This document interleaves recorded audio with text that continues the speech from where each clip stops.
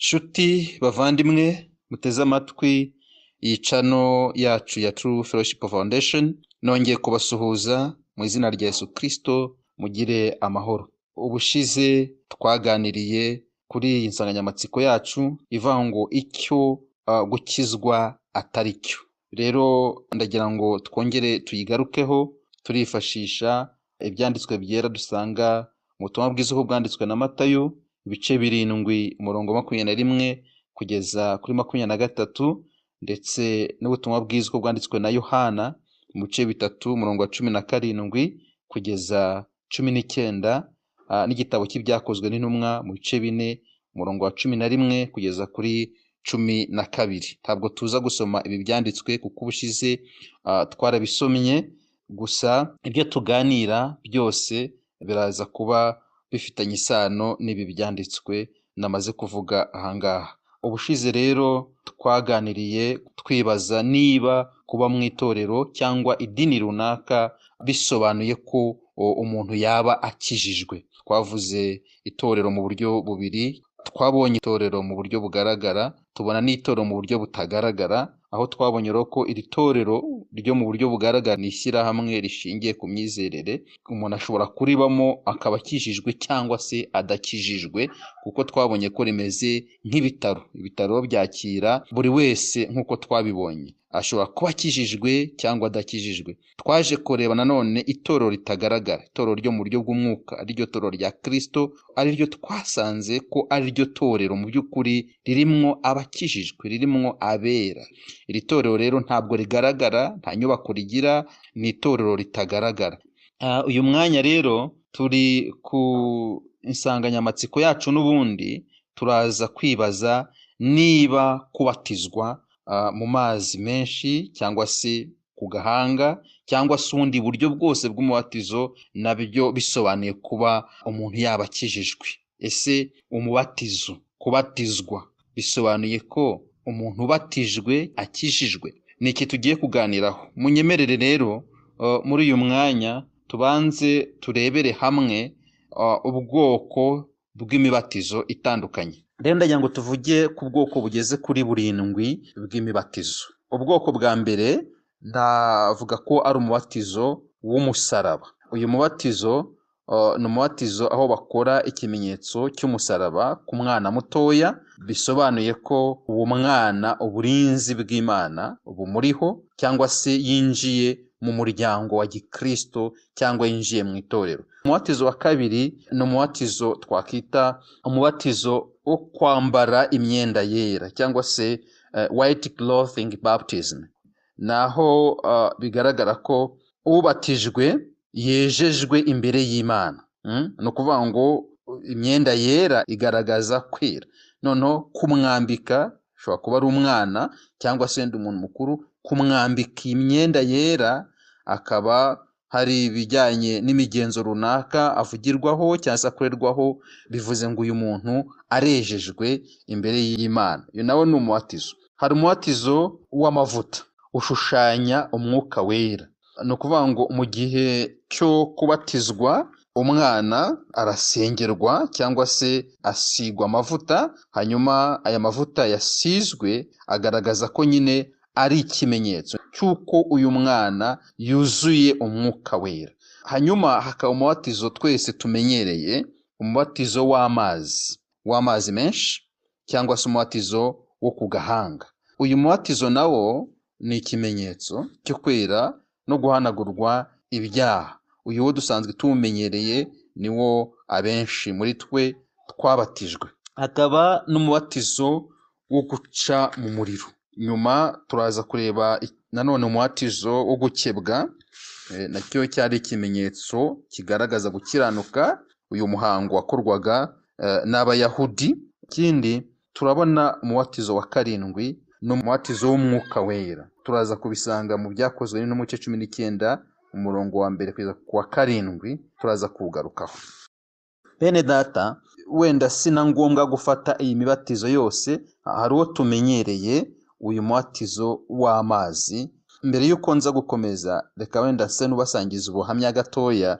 Ngewe nabatijwe mu 1996. nari umwana w'agasore maze kugera hafi mu myaka 15. Icyo gihe rero mbatizwa, urumva imyaka yari yamaze no kurenga deja. Hari pressure y'umuryango, pressure y'inshuti, y'urungano twanganaga rwose ko igihe cyo kubatizwa cyageze, ngomba kubatizwa. Icyo gihe rero niho nabatijwe, ariko icyo nshaka kuvuga ahangaha mu by'ukuri ntabwo icyo gihe nabatijwe 96 nari nakakira Kristo, ntabwo nari naramwakiriye, kandi nabaga mu itorero kuko naho nakuriye mu itorero, namenye ubwenge ndi mu itorero, mba muri za Sunday school, mba mu dukorari dutandukanye, nkora umurimo kwa kundi abana bato bakora umurimo, bazamuka bakora umurimo. Ngeze muri iyo myaka 15 ndabatizwa, ariko mu by'ukuri nari narakakira Kristo, kuko ndibuka igihe mbatizwa ikintu cyari kinejeje cya mbere ni imyenda nari buze kwambara, kuko iryo joro naraye nicaye rwose burinda bunkeraho, najya gusinzira nkishikura ndi gutekereza uburyo biza kuba bimeze, ukuntu tuzatwambaye neza, ukuntu mbese turi kumwe n'abo tungana urungano baturirimbira makorasi tuva kuri Yorodani. Numvaga ibyo bintu ari byo bya mbere binejeje, ariko icyo gutekereza kwakira Kristo n'ibindi hoya ntabyo rwose, nta byari bindimo. Gusa twarigiye umubatizo nk'uko mubizi bikorwa, baratubaza wakire Kristo nk'umwe n'umukiza mu bugingo bwawe, naramwakiriye n'ibindi namwe musanzwe muzi, ariko mu by'ukuri ukuri guhari nari ntaramwakira. Ubwo rero nabatijwe ntaramwakira, bivuze ngo ntabwo kubatizwa bisobanuye ko umuntu afite agakiza.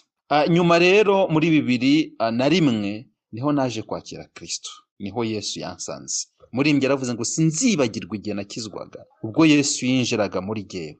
Ubundi ubwo ni ubuhamya umukristo wese akwiye kuba afite, atanakwibagirwa umunsi Kristo ataha mu bugingo bwe. 2001 sinzawibagirwa, ni umwaka ntazibagirwa, ni umwaka nakiriye Kristo. Uwo mwaka niwo mwaka Kristo yansanze, arampamagara, ndamwakira. Urumva nari imaze imyaka itari mikeya kuva 93 kugeza 2001 mbatijwe mu mazi menshi, ariko noneho nakira Kristo nyuma y'iyo myaka. Ndibuka byinshi icyo gihe niho natangiye no kubatizwa. Birumvikana nyine kwakira Kristo ni ukubatizwa mu mwuka wera. Niho nabatijwe mu mwuka wera, niho natangiye gukora umurimo w'Imana mu buryo butandukanye, ariko noneho amaso yafungutse, nzi ibyo ndi gukora, kuko mfite ibyo navuganya na Kristo. N'uyu munsi ngiye gusubira inyuma cyangwa se ngize intege nke, nibuka icyo gihe nakiriye Kristo. Rero ubu ni ubuhamya bukeya nangize ngo mbasangize. Ndajyana ngo muri aka kanya bene data tugumye tukuganira kuri iyi ntego. Se mu by'ukuri kubatizwa, yaba umubatizo ku gahanga, yaba mu mazi menshi, yaba iriya mibatizo yindi yose twabonye, mu by'ukuri iyo mibatizo yose isobanuye ko umuntu yabatijwe akijijwe. Rero tudatinze reka turebe se umubatizo wundi ni iki. Yohana umubatiza iyo yabatizaga abantu umubatizo wo kwihana ibyaha. Yaranabivuze, aravuga ati jyewe ndababatiza kugira ngo mwihane ibyaha, ariko atanga ubuhamya ati nyuma yanjye hari undi uzaza, kandi uwo nguwo andusha ubushobozi. Urabisoma muri Luka ibice 3:16. Ubwe yarahamije aravuga ati nyuma yanjye hazaza undi, kandi uwo nguwo azabatirisha umwuka wera n'umuriro. Njye ndabatirisha amazi nk'ikimenyetso cy'uko mwihannye ibyaha, ariko inyuma uzaza azabatirisha umwuka wera n'umuriro. Muri make rero umubatizo ni ikimenyetso, umubatizo ni ubuhamya bw'uko wamaze kwakira Kristo nk'umwami n'umukiza mu bugingo bwawe. Iki ni ikimenyetso, kimwe n'uko mu migenzo y'Abayahudi gukebwa cyari ikimenyetso cy'uko umuntu yakiriye gukiranuka, ikimenyetso cyo gukiranuka. Rero ikimenyetso si cyo gifite agaciro kurusha ahubwo cya kindi kigaragaza. Haleluya. Reka dusome ibyakozwe n'intumwa ibice 19 umurongo wa 1 kugeza kuri 7. Haravuga ngo Apolo ari Korinto, Paulo anyura mu bihugu byo haruguru, asohora muri Efeso, asangayo abigishwa bamwe. Arabaza ati mwahawe umwuka wera mutangiye kwizera? Baramusubiza bati ntabwo twari twumva yuko umwuka wera yaje. Arabaza ati mwabatijwe mubatizo ki? Baramusubiza bati umubatizo wa Yohana. Pawulo ati Yohana yabatije umubatizo wo kwihana, abwira abantu kwizera uzaza hanyuma ye ari we Yesu. Babyumvise batyo babatizwa mu izina ry'umwami Yesu. Pawulo amaze kubarambikaho ibiganza, umwuka wera abazaho, bavuga izindi ndimi, barahanura, izina ry'Imana rihabwa icyubahiro. Abigishwa ba Yohana mu by'ukuri nubwo bari barabatijwe umubatizo wa Yohana, ariko mu by'ukuri bari batarakizera, bari bataramenya Kristo, bari bataramenya umwami. Niyo mpamvu ahangaha yababajije arabaza ati se mwahawe umwuka wera mutangiye kwizera? Ntabwo twari twumva yuko umwuka wera yaje. Nibwo yatangiye kubasobanurira ibyo kwizera, abasobanura ndetse n'umubatizo babatijwe n'icyo wasimbolizaga. Haleluya! Ababwira ko umubatizo babatijwe wa Yohana wari uwo kwihana ibyaha, ariko noneho hari undi mubatizo bagomba kubatizwa, uyu mubatizo wo kwakira Yesu Kristo. Ababwiye ibya Yesu, uwo mwanya bahita buzura umwuka wera. Haleluya! Uyu mubatizo wo mu mazi ni ikimenyetso cy'uko wamaze kwakira Kristo. Umuntu arashobora kugira iki kimenyetso ariko mu by'ukuri ataramwakira. Igihe cyageze, imyaka 12 yageze, ugomba kujya kubatizwa atarabyumva, abitewe na pressure y'umuryango tuvuge, abitewe na pressure y'ishuti, yabo baturanye, yabo basengana, yabo babana, ugomba kubatizwa. Ariko mu by'ukuri Kristo ataramwakira mu bugingo bwe, ataramumenya, ataramusobanukirwa. Bene data muduteze amatwi, aya mazi nk'ikimenyetso, ngira ngo Petero yabivuze, urwandiko rwa mbere rwa Petero mu bice 3 murongo wa 21, haravuga ngo na n'ubu amazi niyo akibakiza namwe mu buryo bw'igishushanyo cyo kubatizwa. Icyo akora si uko akuraho ico ryo ku mubiri, ahubwo ni isezerano ku Mana ry'umutima uticira urubanza. Uyu mutima uticira urubanza nawita nk'ubuhamya, ribakirisha kuzuka kwa Yesu Kristo. Amazi ni ikimenyetso, ntabwo ashobora gukuraho ibyaha, yewe n'ico ryo ku mubiri ntashobora kurikuraho, ahubwo ayo mazi ni ikimenyetso, kuko yavuze ngo ni isezerano ku Mana ry'umutima uticira iki urubanza. Mu yandi magambo twabyita no gutanga ubuhamya by'uko wamaze kwakira, wamaze kuzuka ku bwa Yesu Kristo. Haleluya! Kugira ngo bene data turebe umubatizo nyakuri ni uwuhe. Njyaho twabonye ubwoko burindwi bw'umubatizo. Wa karindwi ni umubatizo wa Yesu Kristo, cyangwa umubatizo w'umwuka wera, cyangwa se umubatizo wo kwizera Yesu Kristo.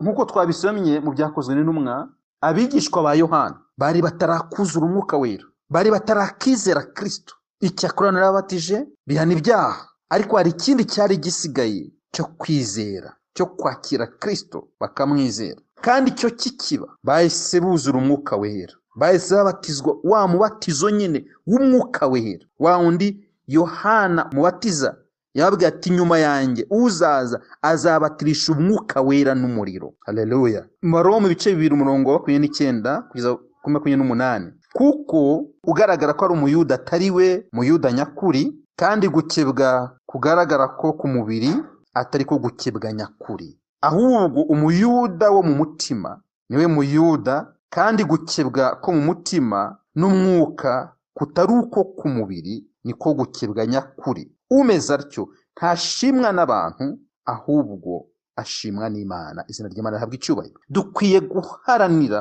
gushimwa n'Imana kuruta uko dushimwa n'abantu. Hari imigenzo dushobora kuzuza, imigenzo yo ku rusengero, yabatijwe, yujuje ibisabwa byose, ni umumambure. Ibyo ni byiza, biratuma abantu bamenya ko turi abakristo, biratuma itorero ritugirira icyizere ko twujuje iyo migenzo. Ariko mu by'ukuri iyo migenzo si ikenewe, kuko yibonwa n'abantu. Twabonye ubwoko bw'umubatizo butandukanye, gusiga amavuta, kwambara imyenda yera n'ibindi nk'uko twabibonye, gukora ikimenyetso cy'umusaraba, guca mu muriro, amazi n'ibindi. Ibyo ni ibimenyetso bigaragara n'amaso, ibyo ni ibintu bifatika n'amaso, ariko noneho dukeneye bya bindi bitagaragara byo mu mutima. Haleluya! Iyo mpamvu Pawulo yandikira Abaroma yabisobanura avuga ngo gukebwa ko ku mubiri ntacyo kumaze, ngo cyakora gukebwa ko ku mutima. Birumvikana umubatizo niba koko uwabatijwe, ubundi umuntu yakabaye yakira Kristo, yamara kumwakira, amaze kumwakira nk'umwami n'umukiza mu bugingo bwe, amaze kumuhindura, bamaze kugirana amasezerano, haleluya, akajya yabona kubatizwa mu mazi nk'ubuhamya, nk'ikimenyetso kigaragaza ibyakozwe. Ariko rimwe na rimwe hari igihe dukora ikimenyetso cy'ibitariho. Nkanjye umubatizo nabatijwe cyari ikimenyetso cy'ibitariho, kuko nabatijwe 1996, nakira Kristo 2001, cyari ikimenyetso cy'ibitariho. Ubundi hagombye kubaho umubatizo wa Kristo, umubatizo wo guhinduka, umubatizo w'Umwuka Wera, nyuma hakaza kuba umubatizo w'amazi nk'ikimenyetso. Tidukwiye gukorera ibintu ngo abantu badushime, ahubwo dukwiye kubikora kugira ngo dushimwe n'ijuru. Umuyuda wo mu mutima niwe muyuda nyakuri. Gukebwa ko mu mutima niko gukebwa nyakuri. Byakozwe no mu gice cya 15. Haravuga ngo Yohana yabatirishaga amazi, ariko mwebwe mu minsi mike muzabatirisha Umwuka Wera. Izina ry'Imana rihabwa icyubahiro. Haleluya. Bene data bakundwa, ntabwo ko umuntu yagiye mu mazi bisobanuye ko automatikoma yakijijwe. Ndetse muri iki gihe barabikora, umuntu ngo agahabwa n'izina rya Gikristo. Umuntu witwaga Uwimana rikaba riri pagani, hanyuma Kristina rikaba riri Kristo. Uwimana Kristina.